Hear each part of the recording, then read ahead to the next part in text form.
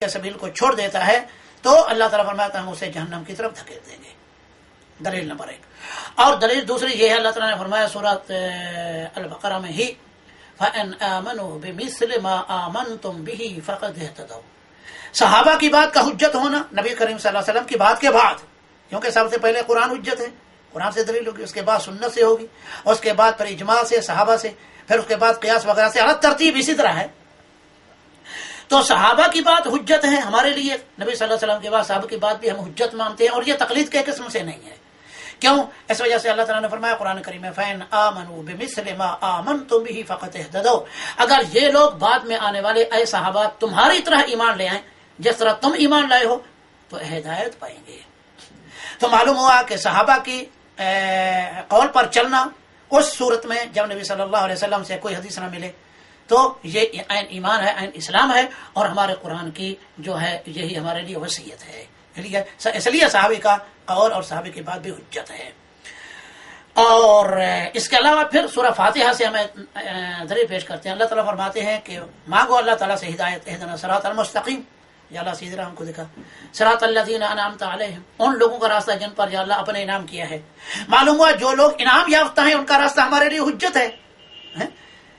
انعام یافتہ لوگ ان کا راستہ ہمارے لیے حجت ہے جب تک ان کا کوئی راستہ قرآن و سنت سے نہ ٹکرائے. اگر قرآن و سنت کی دلیل سے ٹکرائے پھر حجت نہیں ہے، لیکن جب تک قرآن و سنت سے نہیں ٹکراتا تو حجت ہے. ہم اللہ تعالیٰ سے سورہ فاتحہ میں مانگتے ہی ہیں کہ یا اللہ ہمیں مومنین کے راستے پہ چلا، انعمت علیہم. اور پھر اللہ تعالیٰ نے فرمایا کہ صراط الذین انعمت علیہم غیر المغضوب علیہم ولا الضالین، مغضوب علیہم اور ضالین کے علاوہ. تو یہ سب دلیلیں کس بات کی ہیں کہ صحابہ کا قول بھی حجت ہے، اجماع بھی حجت ہے، اور اس نے خود بھی اس بات کی وضاحت کی ہے. اور اس کے بعد پھر اس نے کہا ہے کہ اے من التقلید، کیونکہ تقلید میں سے نہیں ہے، اس لیے کہ یہ تمام کے دونوں چیزیں حجت شرعیہ ہیں. وَقَذَا لَيْسَ مِنْهُ عَلَى هَذَا عَمَلُ الْعَامِ بِقَوْلِ الْمُفْتِي وَعَمَلُ الْقَاضِي بِقَوْلِ الْعَدُولِ.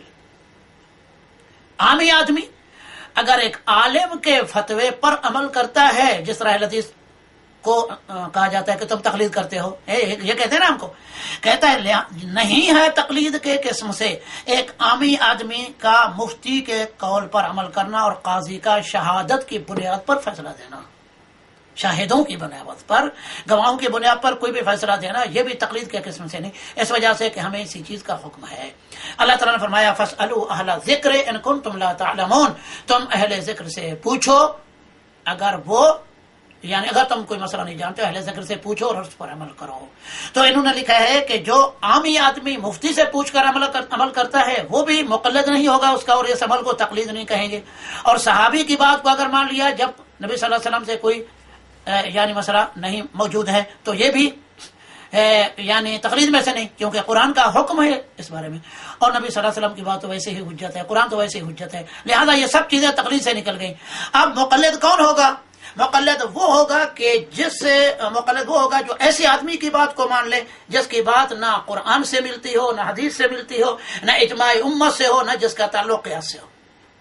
اب یہ لوگ اس اعتبار سے کیا امام ابو حنیفہ کے مقلد رہیں گے؟ یا مانے کہ امام ابو حنیفہ کے جتنے مسائل ہیں نہ قرآن سے ہیں، نہ حدیث سے ہیں، نہ اجماع امت سے ہیں، نہ قیاس صحیح سے ہیں. امام ابو حنیفہ کے جتنے مسائل ہیں سب اپنے رائے اور عقل سے ہیں. پھر مانو ان کی بات، اور پھر ان کی بات مانو گے سیدھا راستہ جہنم کا ہے. اس لیے تو تقلید کو جو حرام کہا گیا ہے، تقلید کو جو حرام کہا گیا ہے، اس تقلید کو حرام کہا گیا ہے کہ جو بلا دلیل ہو. اسی وجہ سے انہوں نے یہاں ایک دوسرا نقطہ بھی اٹھایا ہے. وہ دوسرا میں عام لوگوں کو بتایا کرتا ہوں کہ یہ لوگ جو ہم کو کہتے ہیں کہ یعنی عام آدمی کا اہل حدیث عامی آدمی کا اپنے عالم کے قول پر عمل کرنا، اور کبھی اسے دلیل بھی نہیں پوچھتا اور دلیل پوچھنے کی ضرورت بھی نہیں رہتی عامی آدمی کو.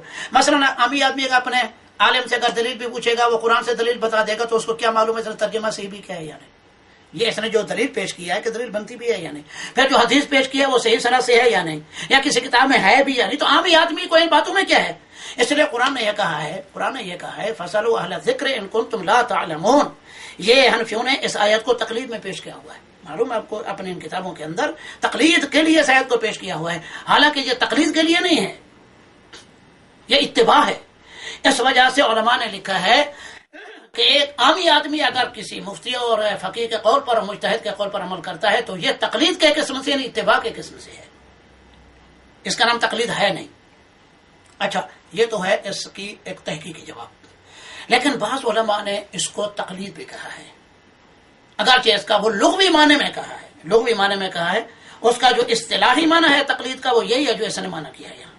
یعنی ایک آدمی اگر کسی عالم کی، مفتی کی بات پر عمل کرتا ہے جو قرآن و سنت سے بتاتا ہے، کیونکہ قرآن نے کہا اہل ذکر سے پوچھو، اہل تقلید سے نہیں، اہل ذکر سے پوچھو، اور اہل ذکر کون ہے؟ قرآن و سنت پر فتویٰ دینے والے اور قرآن و سنت پر عمل کرنے والے، لہٰذا یہ مقلد نکل ہی گئے، ان سے تو پوچھنا ہی نہیں۔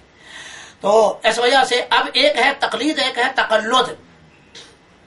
اب ہمارے علماء جو بعض اوقات یہ سرسری طور پر تقلید کا غلط معنی کر دیتے ہیں کہ تم نے اپنے اماموں کا گلے میں پٹا ڈالا ہوا ہے، لکھتے ہیں نا ہمارے علماء اکثر، یہ غلط ہے، تقلید کا یہ معنی نہیں۔ تقلید قلد یقلدو، قلد یقلدو تقلیدا متعدی ہے، صیغہ باب تفعیل سے ہے، اس کا معنی اپنے گلے میں پٹا ڈالنا نہیں، دوسرے کے گلے میں پٹا ڈالنا ہے، یہ فرق ہے۔ تو ایک ہے تقلد یا تقلد تقلدا باب تفاعل، تقلد کا معنی ہے قلادہ، تقلد کا معنی ہے اپنے گلے میں ہاتھ ڈالا، قلد بغیر تا کے، قلد کا معنی دوسرے کے گلے میں ہاتھ ڈالنا۔ تو اس نے کتاب والے نے یہی یہاں نقطہ اٹھایا ہے کہ جو آدمی دوسرے عالم کی بات پر عمل کرتا ہے یہ تقلید تو نہیں ہے، تو اس کو پھر تقلید کیوں کہتے ہیں اس کو؟ اس نے کہا کہ اصل مسئلہ یہ ہے کہ تقلید اس لیے عامی آدمی جو عمل کرتا ہے، عامی آدمی جو عمل کرتا ہے ایک فقیہ کے قول اور مجتہد کے قول پر، گویا کہ وہ اس کی مسئولیت، کیونکہ عامی آدمی کو تو نہیں مسئلے کا حکم، تو وہ چونکہ محتاج ہے اس بات کا اور اسے حکم ہے کہ مجتہد سے اور مفتی سے پوچھ کر عمل کرے، تو جس وقت وہ پوچھ کر عمل کرے گا شروع کر دے گا، اور گویا کہ جس وقت پوچھ کر عمل کرتا ہے تو گویا اس کا خمیازہ، اس کا نتیجہ، اس کا انجام، اس کا ثواب، اس کا عقاب وغیرہ جو ہے وہ اس کے